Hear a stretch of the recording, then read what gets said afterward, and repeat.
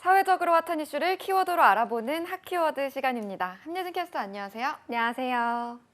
네, 지친 일상을 달래주는 기쁨을 하나 꼽자면 맛있는 음식을 빼놓을 수 없죠.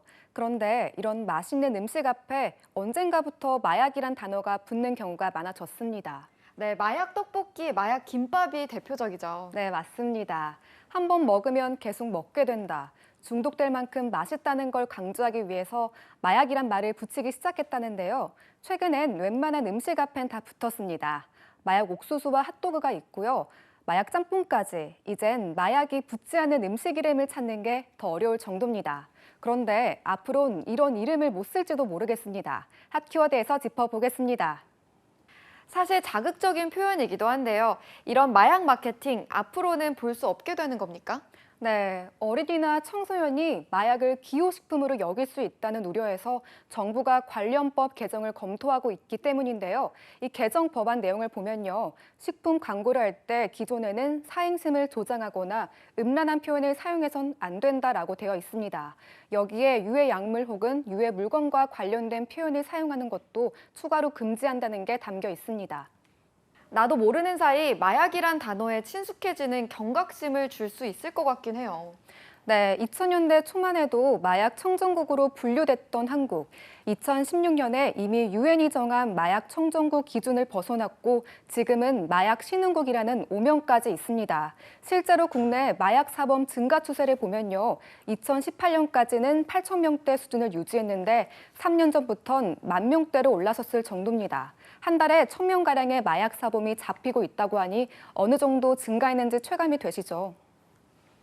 요즘 뉴스를 보면 유명인부터 일반인까지 마약 관련 사건, 사고 소식이 유난히 많다고 느꼈는데 실제로도 그랬군요. 네, 맞습니다. 더 큰 문제는 요즘 호기심에 투약하는 초범이 늘어나서 더 큰 문제라고 합니다. 특히 10대와 20대 젊은 층에서 마약 사범이 급증하고 있다는 점인데요. 10대에서 30대 사이 마약 사범은 2019년에 40%대를 넘어서 올해는 60%를 넘어설 정도로 급증했습니다. 경찰은 지난 25일 다크앱과 SNS 등에서 마약을 사고 판 이들을 대거 붙잡았는데요.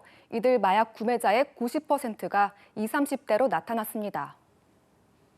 이런 상황에 이번 법안이 통과된다면 마약에 대한 경각심을 높이는 효과 기대해봐도 될까요? 네, 기대해봐도 될 것 같습니다.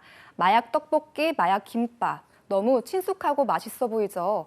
이런 일상적인 단어 속에서 마약을 쉽게 접할 수 있고 경각심이 무뎌진다면 경각심인 그만큼 약해질 거란 분석이 있었는데요. 그런 만큼 마약과 거리두기를 하자는 취지에서 이번 개정안이 발의된 겁니다. 마약을 구하기 쉬워져 SNS나 인터넷 사이트에서도 구매를 할 수 있을 정도라는데요. 그래서 업체들도 나름대로 규제에 나섰죠. 네, 규제에 나섰습니다.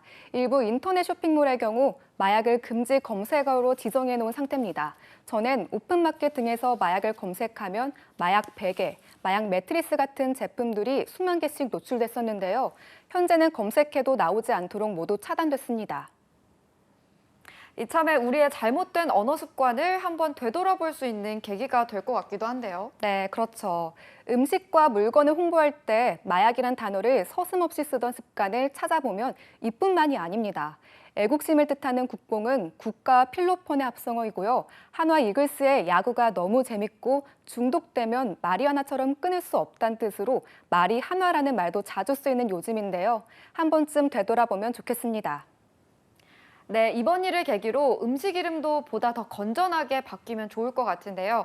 그뿐만이 아니라 우리 주변에서 마약이란 말로써 벌이는 언어 유희부터 당장 끊어낼 필요가 있어 보입니다. 지금까지 핫키워드 함예진 캐스터였습니다. 고맙습니다.